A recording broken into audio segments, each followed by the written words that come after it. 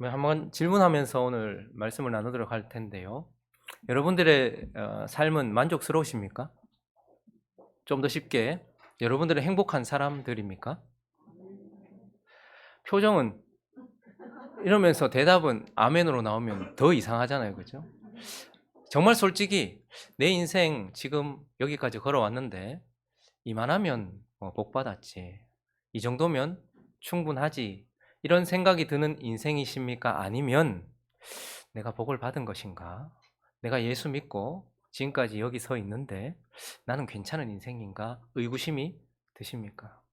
솔직하게 내 자신의 삶을 한번 돌아보시기 바랍니다. 나는 진짜 축복과 은총으로 가득한 인생 맞는가? 우리 또 오늘 다니엘을 또 한번 봤으면 좋겠어요. 그러면 내 인생은 일단 계속 생각해보고, 다니엘은 그러면 축복받은 인생 맞습니까? 다니엘은 정말로 복된 인생, 행복한 인생 맞습니까? 지금 다니엘이 우리 앞에 서 있는 이 시점은 80이 넘은 시점이거든요. 이제 눈앞에 죽음을 눈앞에 두고 있는 그런 시점입니다. 우리는 10대 때부터 지금 80, 죽음을 앞두고 있는 다니엘을 보고 있는데 그는 그러면 복된 인생이다, 참 행복한 삶이다 이렇게 말할 수 있는 인생일까요? 그냥 순간적으로 보면 높은 자리에서 한평생 그 자리 지키면서 살았으니, 그리고 하나님이 항상 옆에 계셨으니 괜찮은 인생 아닌가 생각하겠지만, 우리가 좀 더 마음을 열고서 현실적인 시각으로 좀 바라본다면 다니엘이 진짜 복받은 인생인가 의구심이 들 수도 있습니다. 왜냐하면 그는 10대 때에 나라를 잃고, 아마 부모도 전쟁 중에 죽었을 수도 있을 것이고 아니면 소식이 끊겼겠죠. 그렇게 10대 때에 먼 나라 타국, 다시는 돌아갈 수 없는 곳으로 끌려갔던 자입니다. 그러니까 그는 고아 같은 인생을 살았던 자이죠. 부모가 한창 필요한 그때에, 인격적으로 옆에서 부모가 옆에 있어줘야 되는 그때에 다니엘은 부모가 없는 상황 가운데서 어쩌면 죽었는지 살았는지도 모르고 그냥 그렇게 고아처럼 살았던 인생입니다. 거기다가요, 다니엘은 바벨론으로 오고 난 이후부터 갈대아 땅에서 다시는 자기 고향으로 돌아가지 않았습니다. 평생을 그곳에 살았으니 10대 때까지 살았던 유다보다 그의 평생을 살았던 이곳이 진짜 고향 아니겠습니까? 그런데 그곳에 있는 사람들은 다니엘을 어떻게 대합니까?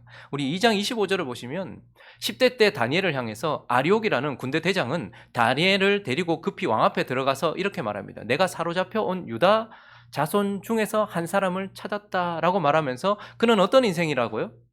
포로 같은 인생이라는 거예요. 그를 그렇게 바라보았습니다. 여러분, 얼마 되지 않았으니까 이렇게 볼 수 있다고 생각할 수 있겠죠. 그런데 3장 8절을 보시면요, 높은 사람들만이 아니고 갈대아 사람들이 다 나와서 누구를 참소했대요? 이름까지 바꾸고 바벨론 사람이 다 되어서 바벨론의 관직을 가지고 있는 사람인데도 불구하고 유다 사람이라고 차별적으로 바라보고 있는 것이죠. 시간이 더 지났습니다. 5장 13절을 보시면요, 왕이 바뀌었어요.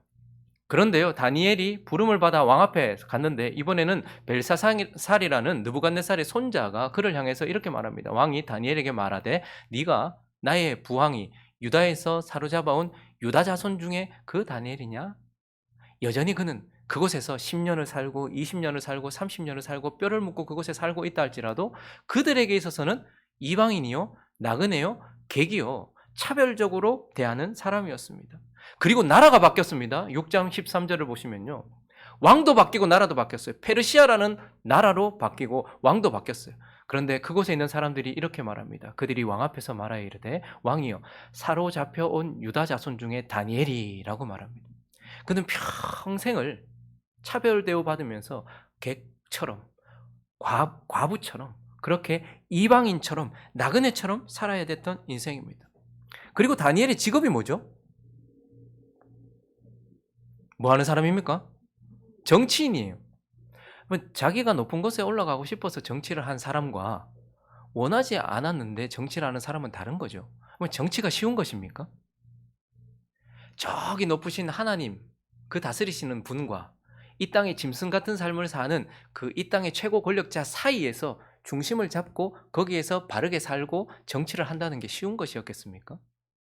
그 땅의 왕이 하자 하는 대로 따르기에는 하늘의 왕에게 어그지는 것 같고, 하늘의 왕에 충성하려고 하다 보니 뭔가 맞지 않는 것 같은 그 사르르판 같은 그곳을 살아야 했습니다. 그리고요, 다니엘은 이 땅의 짐승 같은 왕 최고 권력자와 이 땅에서 어떻게든지 높아지려고 하는 또 다른 정치인들 사이에서 그곳에서 평생을 그냥 그렇게 살아야 했습니다. 그러면 몸이 힘든 일을 하는 것도 힘들지만 관계 속에서 어려움을 당하는 것이 정말 힘들어요.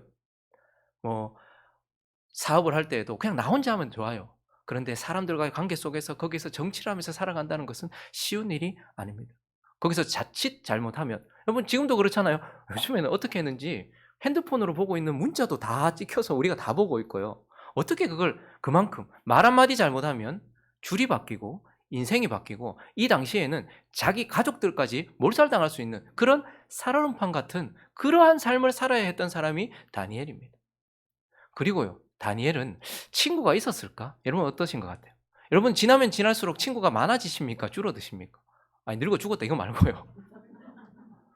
내가 점점 하나님께 가까이 가면 갈수록 세상에 있는 사람들과 마음을 나누기가 상당히 어려워요. 10대 때 느부갓네살이 자기 꿈과 해석을 해라라고 했을 때 아무도 못 맞췄을 때 다 죽여라라고 말했을 때에 다니엘이 시간을 끌면서 그 친구들에게 하나냐, 미사엘, 아사랴에게 그들은 사드락, 메삭, 아벤누고라고 부르는 그 사람에게 중보 기도를 요청하고 같이 기도했던 것을 기억나시죠? 그런데 그 이후부터 다니엘은 그의 친구들과 함께 등장하는 것이 없습니다. 아마 물리적으로 떨어져 있었거나 다니엘은 80 이상을 살았지만 그들은 일찍 또 세상을 떠났을 수도 있겠죠. 어쨌든 마음을 나눌 만한 사람, 유다에 있었다면 같이 예배당에서 예배도 드리고 식사도 하고 하나님과 함께 교제도 나누면서 그렇게 살았을 텐데 이곳에서는 함께 예배드릴 공동체도 없고 마음을 나눌 사람도 없는 외로운 삶을 살아야 했던 그런 다니엘, 오래 사는 것이 기뻤을까 싶을 정도의 삶을 살았던 그러한 다니엘을 현실적 시각으로 바라보면 와, 복된 인생 맞을까? 참 어떤 인생이었을까라는 생각이 들어요. 근데 오늘 본문 23절은 이렇게 하나님께서 그를 향하여 가브리엘 천사를 통하여 말씀하십니다. 내가 곧 네가 기도를 시작할 즈음에 명령이 내렸으므로 이제 내가 내게 알리러 왔느니라. 읽습니다. 시작. 너는 크게 은총을 입은 자라. 다시 시작. 너는 크게 은총을 입은 자라. 현실적으로 그리고 인간적인 시각으로 바라보면 무리한 부분도 있고 어려운 부분도 있고 고난도 있고 정말 해결되지 않는 부분도 있는 삶이지만 그러나 하나님은 그를 향하여서 다시는 자기 고향으로도 돌아가지 못하는 그 다니엘을 향하여서 너는 그냥 은총 받은 것이 아니고요 크게 은총을 받은 자라라고 그의 인생을 마무리하기 전에 하나님께서 그에게 선포해 주십니다. 자, 그러면 왜 하나님은 그에게 이런 현실적인 문제와 고통과 눈물이 있음에도 불구하고 그를 향하여 은총받은 자가 아니라 크게 은총받은 자라고 말하는가? 오늘 본문을 통해서 한 두 가지 정도로 살펴보려고 합니다. 그 첫 번째는요, 그가 하나님의 관점으로 지금 세상과 자기와 현실을 보고 있기 때문에 그래요. 하나님의 관점으로 보고 있다라는 것입니다. 사람이 어떤 상황 속에 있는가, 어떤 환경 속에 있는가도 중요합니다. 내가 한국에 있는가, 북한에 있는가, 아니면 내가 민주주의를 살아가는가, 공산주의를 살아가는가, 내가 평화로운 나라에 사는가, 아니면 지금 전쟁을 치르고 있는 우크라이나 같은 그런 나라에 살고 있는가, 내가 자연과 가까이 있는가, 아니면 경쟁과 공해와 미세먼지가 가득한 도시 가운데 살아가고 있는가, 나는 편안한 서로서로 보듬어주는 삶을 살고 있는가, 아니면 경쟁 속에서 누군가를 짓밟아야 되는 그런 경쟁 시대 가운데서 살고 있는가, 어떤 상황과 어떤 환경에 있는가, 그것은 매우 중요합니다. 그렇지만 그것보다 더 중요한 것은 무엇인가 하면 그 상황 속에서 어떻게 바라보면서 사는가입니다. 내가 여기에 있든 저기에 있든 내가 어떻게 바라보면서 살아가는가 하는 것입니다. 죄로 인하여 부패성을 가지고 있는 옛 성품으로 가득하고 죄로 가득한 우리는 늘 우리의 상황과 환경을 바라볼 때마다 부정적으로 바라봅니다. 그리고요, 걱정하며 바라보며 두려움 가운데 바라보고요. 그리고 또 우리는 어떻게 바라봅니까? 이 땅의 현실을 왜곡해서 바라봅니다. 정확하게 바라보는 게 아니고 왜곡해서 혹은 왜곡되어 바라봅니다. 그러니 우리는 땅의 시각으로 우리의 상황과 환경과 나를 본다는 말입니다. 하나님께서요, 느부갓네살이라는 왕에게 자기 자신과 그리고 세상 전체를 보여주셨어요. 그런데 그때 느부갓네살은 땅의 관점으로 바라봤습니다. 그가 하나님께서 보여주시는 세상, 그가 서 있는 세상, 그리고 앞으로 일어날 끝까지의 세상을 다니엘서 2장에서 보았는데 한번 읽어볼까요? 2장 31절부터 보면요, 왕이 한 큰 신상을 보셨나이다. 그 신상이 왕의 앞에 섰는데 크고 광채가 매우 찬란하며 그 모양이 심히 두려우니. 한 신상을 보았. 하나님은 세상을 보여주셨어요. 앞으로 일어날 제국들과 그리고 마지막에 이루어질 하나님의 나라, 이 끝까지 다 보여줬는데 그의 눈에는 한 큰 우상, 그리고 크고 광채가 매우 찬란하고 심히 두려운 압도적인 모습으로 세상이 그의 눈에 보였습니다. 그리고요, 우상의 머리는 뭐래요? 숭금, 바벨론에 관한 것이었거든요. 근데 그는 어떻게 봐요? 자기 자신을 가장 가치 있는 존재로 봐요. 금, 은, 동, 쇠, 그 가운데서 자기 자신을 금이라고 바라보면서 가장 높고 가치 있는 존재로 교만하게 자기 자신을 바라보고 있습니다. 그리고요, 그 발은 얼마는 쇠요 얼마는 진흙이더니 그 다음에 그가 마지막에 보는 게 뭐죠? 또 왕이 보신즉 뭘 봤어요? 손대지 아니하는 돌, 그것을 보았다. 이건 뭘 의미합니까? 하나님의 나라의 왕? 예수 그리스도를 의미해요. 그런데 세상을 바라보면서는 크고 압도적이고 화려하고 대단한 것처럼 보았고 자기 자신은 금으로 보았어요. 그런데요, 하나님 나라의 왕을 뭘로 보는 거예요? 손대지 아니한 신비스러운 그냥 돌 정도로 보는 거예요. 그의 나라를 이렇게 바라보았다라는 거예요. 자, 그런데 똑같은 것을 하나님께서 다니엘에게 보여주셨고, 다니엘서 7장은 똑같은 것을 보았던 다니엘의 관점에서 그는 어떻게 보았는지를 보게 되는데, 그는 뭘 봤습니까? 시작.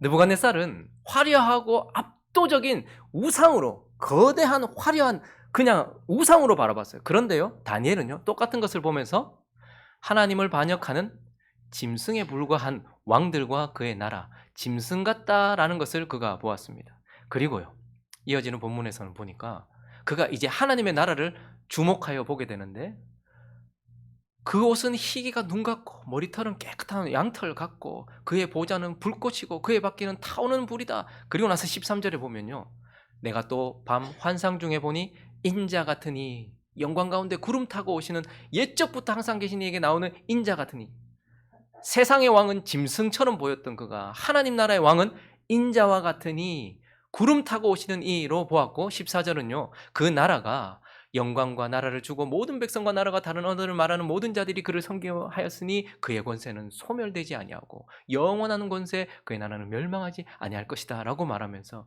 같은 것을 바라보는데, 느부갓네살은 땅의 관점으로 바라보고 있었고 다니엘은 하늘의 관점, 하나님의 관점으로 바라보고 있었어요. 그래서 한번 표로 다시 정리를 해보면 이렇게 보고 있었죠. 자, 그는 세상 전체를 바라보았습니다. 둘 다 세상 전체를 바라보았어요.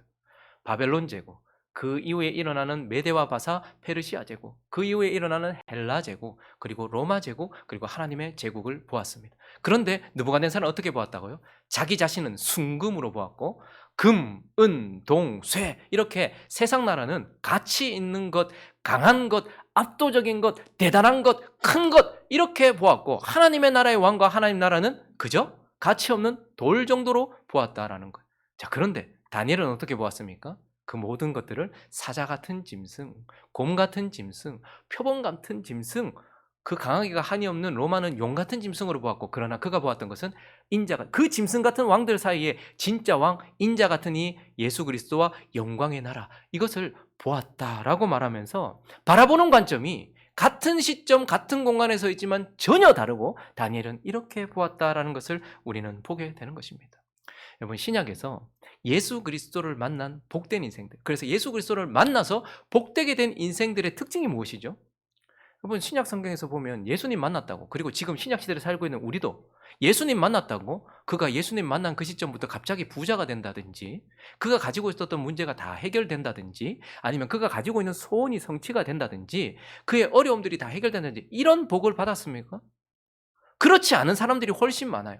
그런데 하나님은 예수 그리스도를 만난 복된 인생, 진짜 너 축복된 인생이다 라고 할 수 있는 인생의 특징을 마가복음 8장은 이렇게 보여주고 있는데, 22절부터 보면 베세다에 이르렀어요. 사람들이 맹인 한 사람을 데리고 왔습니다. 그는 어떤 사람이라고요? 보지 못하던 사람이었어요. 사실 저 맹인은 예수를 만나기 전 우리의 모습을 예표하는 것입니다. 여러분, 눈 뜨고 본다고 다 보는 게 아닙니다. 잘못 보고 있으면 못 보는 거예요. 맹인과 같았어요. 그런데 예수께서 그에게 손을 대셨어요. 그리고 고아근을 예수께서 맹인의 손을 붙잡으셨어요. 그리고 마을 밖으로 데리고 나셔서 눈에 침을 뱉으시고 그에게 안수하셔서 그의 눈을 뜨게 하셨어요. 그러면서 뭐가 보이니? 라고 물었더니 그가 쳐다보며 이제 드디어 보게 되었다는 거죠. 하나님께 축복을 받은 인생의 가장 큰 특징은 그가 보게 된다는 거예요. 그런데 그가 보았는데 사람들을 보면서도 나무 같은 것들이 걸어다니는 것들이 보입니다. 이렇게 말을 하는 거예요. 그러니까 지금 그가 보기는 보되 제대로 본다, 제대로 보지 못한다. 제대로 보지 못한다. 그랬더니 주님께서 또 한 번 역사하십니다. 25절 있습니다. 시작. 이에 그 눈에 다시 안수하심에 그가 주목하여 보더니 나아가 모든 것을 밝히 보는지라. 그가 부자가 된 것도 그의 문제 해결 소원 성취도 아니지만 그는 보게 되었고 명확하게 보게 되면서 주님의 시각으로 보게 되었다. 이것이 복받은 인생의 가장 큰 특징인 것입니다. 예수를 만나기 전에 우리는 보고 있었지만 사실은 보지 못했어요. 그런데 예수를 만나고 나서도 이제 보지만 어렴풋이 봅니다. 그런데 시간이 지나면 지날수록 우리는 우리가 서 있는 이 세상을 그리고 나 자신에 대하여 그리고 앞으로 내가 만날 미래에 대하여서 하나님의 관점으로 보게 되는 것. 이것이 바로 구원받은 사람, 축복받은 사람, 은총받은 사람의 가장 큰 특징인 거예요. 신약 성경에서 바울이 가장 큰 은총을 받았다고 저는 생각을 합니다. 그러나 현실적인 시각으로 보면 바울이 그렇게 여러분의 자녀의 이름을 바울로 짓고 싶으세요? 혹시 또 바울로 지으신 분이 있으면 용서하시고 들으십시오. 저는 바울로 못 짓겠더라고요. 바울이 너무 고생을 많이 했잖아요. 근데 하나님은 바울을 큰 축복받은 인생이라고 말합니다. 왜 그렇습니까? 사도행전 9장 17절 있습니다. 시작. 아나니아가 떠나 그 집에 들어가서 그에게 안수하여 이르되 형제 사울아 주 곧 네가 오는 길에서 나타나셨던 예수께서 나를 보내어 너로 다시 보게 하시고 성령으로 충만하게 하신다. 바울은 보았지만 보지 못했고 그는 왜곡하여 보았어요. 그래서 예수는 죽여야 될 그는 저주받은 인생이었고 바리새인의 관점으로 보았고 예수를 따르는 자들은 다 죽여야 될 인생이었단 말입니다. 그런데 그가 다시 보게 되었어요. 그랬더니 그의 인생이 완전히 뒤바뀌죠. 현실적으로 보았을 때는 고통도 많고 아픔도 많고 눈물도 많고 마지막 그가 죽을 때에는 디모데도 못 보고 갔으니까요. 옆에 누가만 남았어요. 그럼에도 불구하고 그는 큰 은총을 받은 자라고 말합니다. 왜 그렇습니까? 우리의 현실을 하나님의 관점으로 보기 때문에 그렇습니다. 여기 수능을 치는 우리 아이들이 있습니다. 그리고 그를 바라보는 부모들도 있습니다. 그리고 몸이 점점 쇠약해져 가는 분들도 있습니다. 그리고 앞으로 내가 해결할 수 없을 것 같은 큰 문제가 지금 내 앞에 서 있는 것처럼 깨닫게 된 사람들도 있습니다. 그런데 그 속에서도 우리가 너는 큰 은총을 받은 자라고 말할 수 있는 이유는 그 모든 것들을 이제 땅의 관점, 사람의 관점이 아니라 하나님의 관점으로 바라볼 수 있기 때문에 다니엘과 같은 그런 은혜를 받은 사람들이기 때문에 큰 은총을 받았다라고 말할 수 있는 것입니다. 그리고 또 하나, 여러분 오늘 아멘 소리 왜 이렇게 좀 크게 하세요? 약간 뒤에 목사님 계신 거 기억하고 계시나 보다. 약간 할 때는 잊어버렸다가 맨 할 때 생각난 것 같아요. 아멘 이렇게 맞다. 감사합니다. 두 번째, 다니엘이 왜 큰 은총을 받은 자인가? 그는 하나님의 회복을 보고 있기 때문에 그렇다라는 것입니다. 여러분 한번 다니엘과 그의 친구들 그리고 그 당시 하나님의 백성들이 세상으로 끌려나가서 그 세상 속에서 고통을 받는 이유는 뭐죠? 바벨론이라는 세상이 너무 강하고 하나님의 나라는 너무 보잘것없는 약함 때문입니까? 아닙니다. 그들이 세상 가운데 끌려나가서 세상 속에서 고통을 받고 결국 세상에서 살다가 끝내야 되는 인생이 되었던 이유는 그들이 하나님께 죄를 범했기 때문이고 돌아오지 않았기 때문이고 그래서 하나님은 그들에게 죄에 대한 보응과 진노를 하고 계시기 때문이에요. 그래서 그들이 세상 가운데 고통을 받고 하나님의 백성들이 세상 가운데 고통을 받는 이유는 우리가 범한 죄와 그리고 돌이키지 않는 죄와 그것을 향하여 보응하시는 하나님의 진노 때문에 지금 고통을 당하고 있는 거예요. 자, 그런데 그렇게 60년, 65년을 훌쩍 뛰어넘는 그에게 이제 죽음을 앞두고 있는 그에게 하나님께서 뭘 보게 하셨습니까? 9장 1절과 2절에 있습니다. 시작. 메대 족속 아수에로의 아들 다리오가 갈대아 나라 왕으로 세움을 받던 첫 해에 곧 그 통치 5년에 나 다니엘이 책을 통해 여호와께서 말씀으로 선지자 예레미야에게 알려주신 그 연수를 깨달았나니 곧 예루살렘의 황폐함이 70년 만에 그치리라 하십니다. 자, 죄의 결과, 죄의 진노, 하나님과의 끊어짐, 그 가운데서 세상 속에 고통을 받던 그가 이제 뭘 통해? 책, 여기서 말하는 책은 예레미야가 기록한 성경. 그래서 그가 말씀을 통해서 뭘 보게 되었어요, 이제? 70년이 지나면 그들에게 회복의 역사가 일어나고 죄사함의 역사가 일어나고 그들이 다시 돌아갈 수 있는 그러한 회복을 약속하신 그 약속을 보고 있는 거예요. 그래서 지금 다니엘은 이 죄 때문에 고통을 받고 있는 이 상황 가운데서 회복과 회복의 약속을 눈으로 보고 있는 것이죠. 그리고요, 그는요, 말씀, 성경을 통하여 회복의 약속을 보고 있어요. 근데 또 동시에 뭘 보고 있어요? 역사 속에서 회복을 실제로 맛보았습니다. 여러분, 지금 이 시점, 한 66년쯤 지날 때였거든요. 그러니까 다니엘이 한 임박한 그 회복을 놓고서 기도하잖아요. 그렇죠? 그리고 나서 진짜 약속하신 대로 70년째 되던 해에 누가 왕으로 세워집니까? 페르시아의 고레스라는 왕이 세워집니다. 자, 에스라 1장 1절부터 일단 4절까지 한번 읽어보겠습니다. 시작.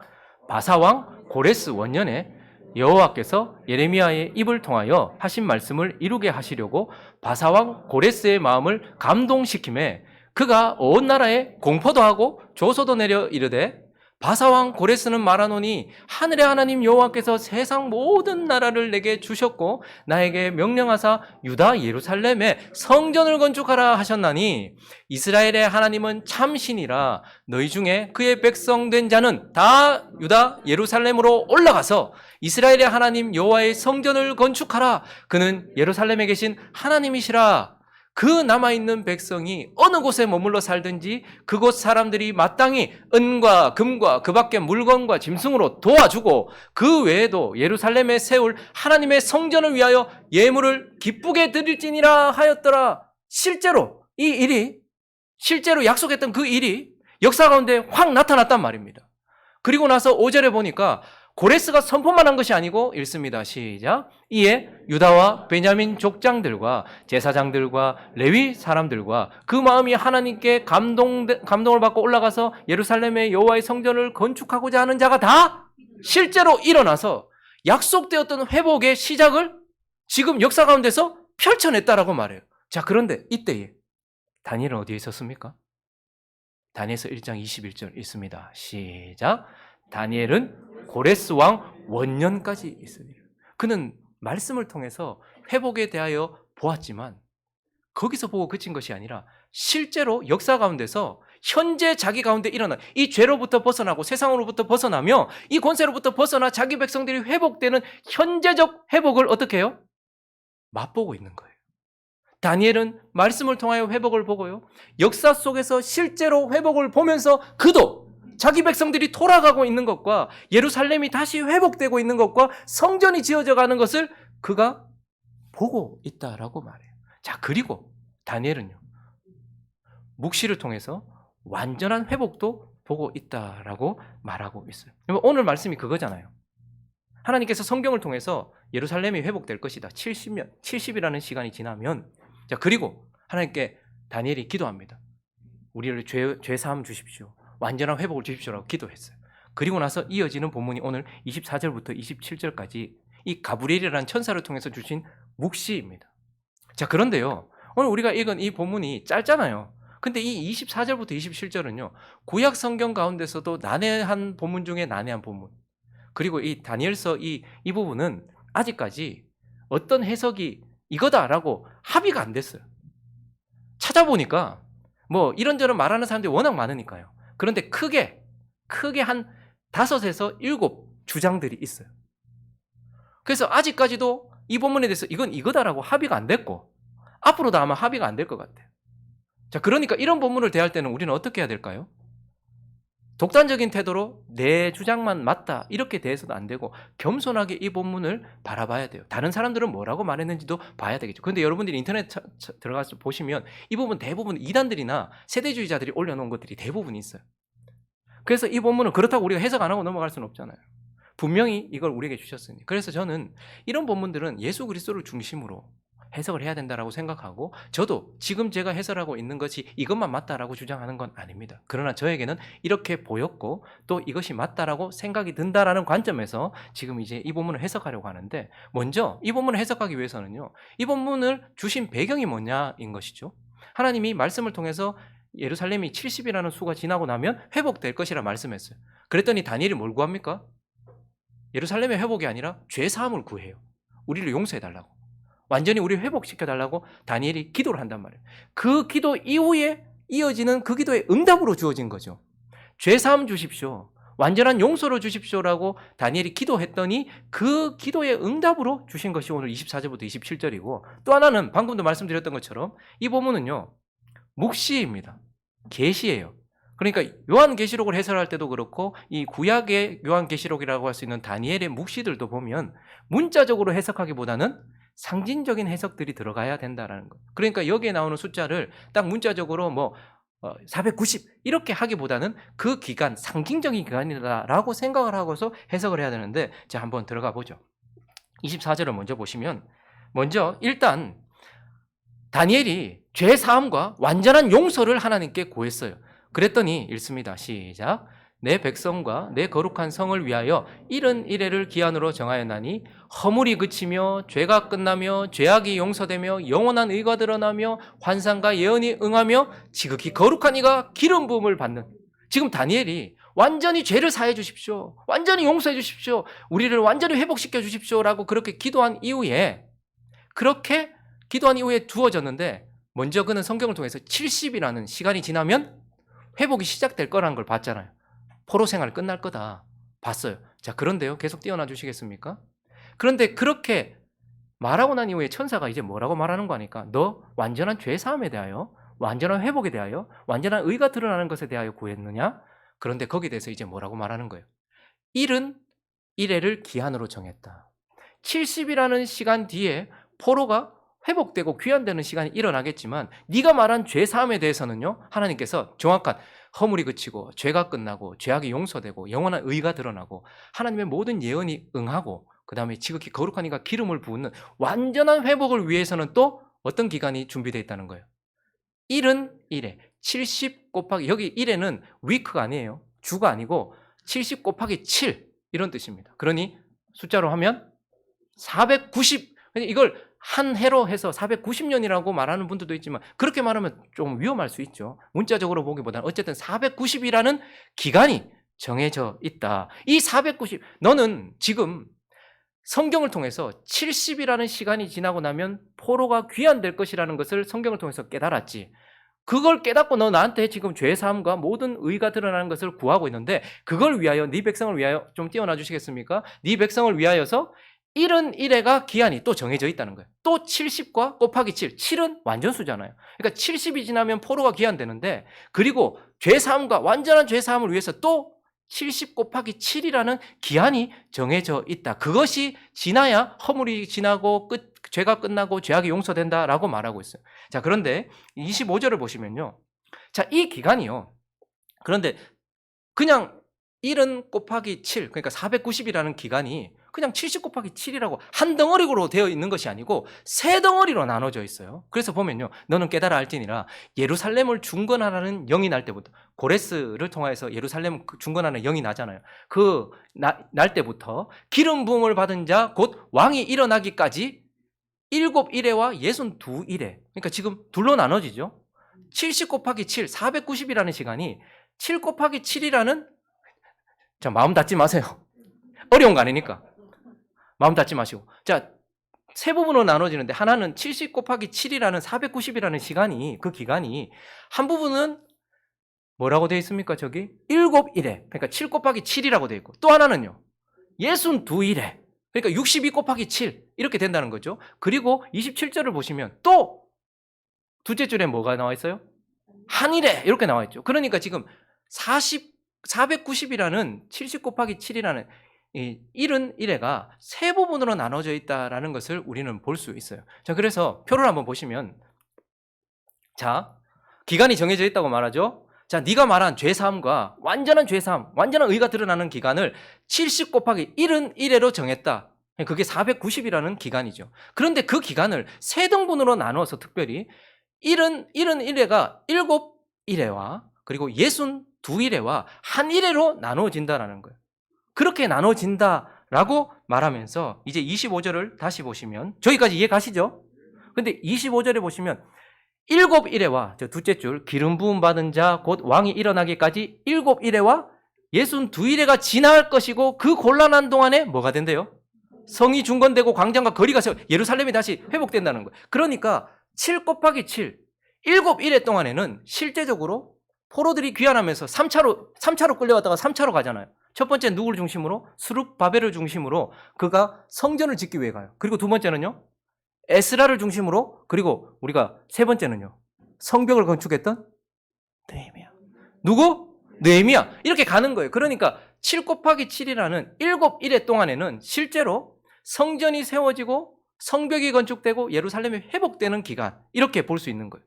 자, 그렇지만 성전이 세워졌고 스룹바벨의 성전이 세워졌고 느헤미야를 통해 성벽이 회복되었어요. 그렇다고 죄가 사해지고 그들이 완전히 새로운 삶을 살았습니까? 그렇지 않아요. 62일회가 또 지나게 되죠. 그러니까 7일회와 62일회가 지나니까 몇 일회가 지나는 거예요? 69일회가 지나는 거죠. 한 일회만 남은 거죠. 여기까지 이해 가십니까? 그러니까 첫 번째 부분에서는 실제로 스룹바벨, 에스라, 느헤미야를 통해서 실제로 그 성전이 세워지고 눈에 보이는 성전이 세워지고 그렇게 했던 기간이에요. 그렇지만 거기에서 성전이 세워지고 성벽이 지어졌다고 해서 그들이 완전히 죄사함을 받거나 새로운 삶이 된 건 아니에요. 그리고 또 시간이 얼마나 지났다는 거예요. 62일회가 지나면서 총 69일회가 지나요. 근데 69일회가 지났을 때 누가 오는 거예요? 기름 부음 받은 자 곧 왕이 일어난다라고 말하고 있는 거죠. 자, 그러니까 지금 그는 이것을 통하여서 7일회가 지나는 동안 눈에 보이는 성전과 성벽이 회복되는 것, 그리고 난 이후에 또 62일회까지 지나는 동안 계속해서 시간이 지나고 난 이후에 기름 부음 받은 자 누구를 말할까요? 예수 그리스도가 나타난다. 그것이 69일에 일어난다라고 말하면서 우리에게 예수 그리스도, 예루살렘의 성벽이 세워지고 성전이 건축된다고 회복이 되는 것이 아니라 진짜 성벽이시고 진짜 성전이신 예수 그리스도가 오셔야지만 되잖아요. 그래서 예수 그리스도가 오셔서 이제 어떻게 하는 거예요? 그분이 오셔서 허물을 그치고 죄를 사하고 완전한 의를 드러내고 모든 말씀을 응하게 하시고 그리고 기름 부음 받은 자가 거기 서는 것. 이게 69일회가 지났다라는 거예요. 그리고 이제 26절을 보시면 62일회 후에, 그러니까 7일회가 지났고 62일회가 지났으니까 총 몇 일회가 지났어요? 69일회가 지났죠. 이제 한 일에 있는 일을 26절과 27절이 말하는 거예요. 그때 기름 부음 받은 자가 어떻게 된대요? 끊어져 없어진다. 이건 뭘 의미할까요? 예수 그리스도께서 죽으시고 그 다음에 어떻게 돼요? 승천하심으로써 땅에서 보이지 않게 되죠. 그걸 말하는 거예요. 그 한 일회 가운데는 70일회가 준비되어 있는데 마지막 한 일회에는 그 예수 그리스도가 우리를 위해 십자가에서 죽으시고 승천하심으로써 이제 땅에서는 더 이상 보이지 않는, 그런데 그때 또 뭐가 일어난다는 거예요. 장차 한 왕의 백성이 와서 그 성읍, 이제 눈에 보이는 예루살렘, 그것을 무너뜨리려니와 마지막은 홍수에 휩쓸림 같을 것이며 또 끝까지 전쟁이 있으리다. 이건 뭘 의미할까요? 예수 그리스도께서 승천하고 난 이후에 예루살렘에 누가 쳐들어옵니까? 로마의 디도가 쳐들어오고, 그래서 AD 70년에 어떻게 되죠? 예루살렘이 완전히 망하게 되는 거예요. 이해 가십니까? 자, 그리고 그때 일어난 일을 또 다른 관점에서 27절에 보면 그가 장차 많은 사람들과 더불어, 저기서 말하는 그는 기름 부음 받은 왕 예수 그리스도예요. 한 일회 동안에 언약을 굳게, 예수 그리스도께서 오셔서 새로운 언약을 맺으신 것이 아니라 구약부터 지금까지 있어왔던 언약을 하나님의 백성들과 다시 맺으시냐, 내가 새 언약을 맺는다라고 말하잖아요. 그래서 그 언약을 맺고 난 이후에 뭐가 금지됩니까? 제사와 예물이 금지돼요. 왜요? 구약의 제사와 예물은 다 예수 그리스도의 예표였어요. 그림자였단 말입니다. 근데 이제 예수께서 오셔서 새 언약을 맺으심으로 더 이상 제사를 지냅니까? 안 지냅니까? 안 지내죠. 더 이상 제물을 드리고 예물을 드리고 합니까? 안 합니까? 안 하죠. 성전에 가서 하나님을 만납니까? 예수를 통해서 하나님을 만납니까?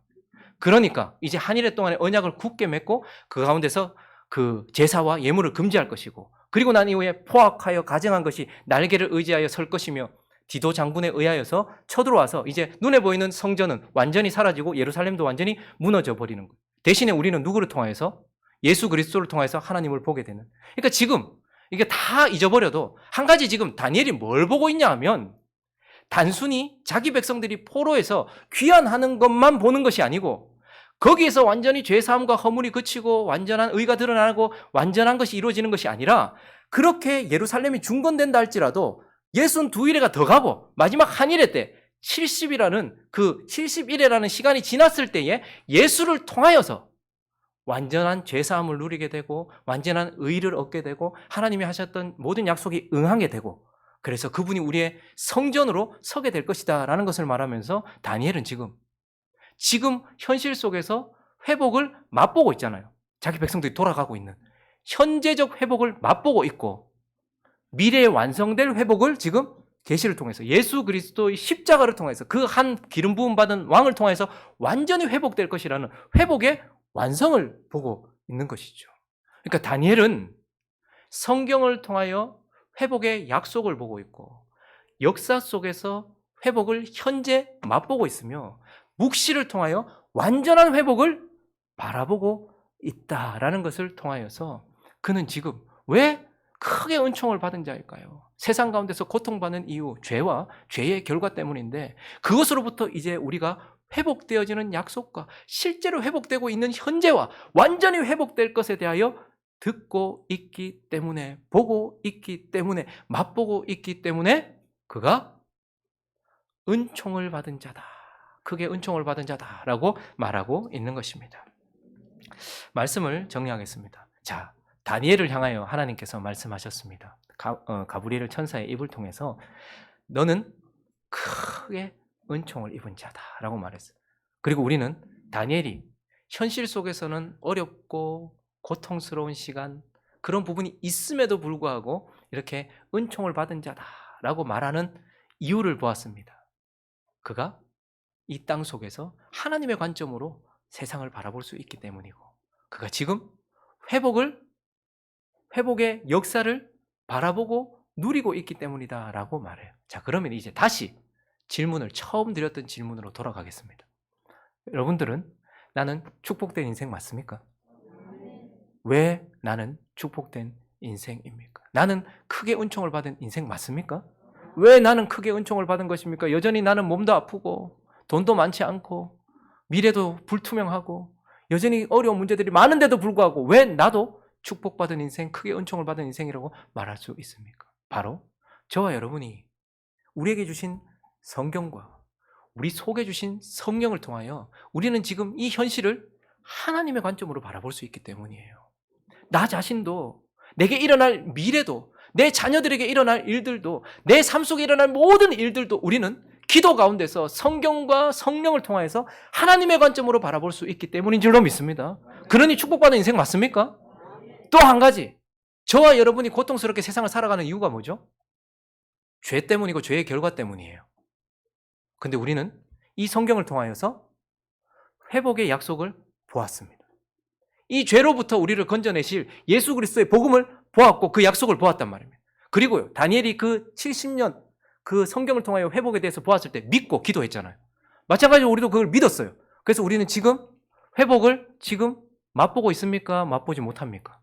맛보고 있어요. 우리가 지금 의롭다 함을 받았고 우리는 성령 안에서 지금도 죄 가운데서 싸우면서 이겨나가고 있단 말입니다. 그래서 우리에게도 이러한 일들이 지금 현재적으로 완전하진 않지만 죄로부터 건짐을 받고 있고 세상으로부터 건짐을 받고 있는 다니엘이 맛보았던 그 현재적인 회복을 우리도 지금 맛보고 있는 거예요. 여러분들 죄 짓고 나면 회개하시잖아요. 하나님 용서하십니까? 안 하십니까? 했으니 여기 앉아있지. 지금도 성령이 우리 안에서 역사하시니까 우리는 지금 고통 가운데서도 이겨나가고 있지 않습니까? 그러니 다니엘이 보았던 현재적인 그 회복의 맛봄을 우리는 성령 가운데서 지금도 맛보고 있어요.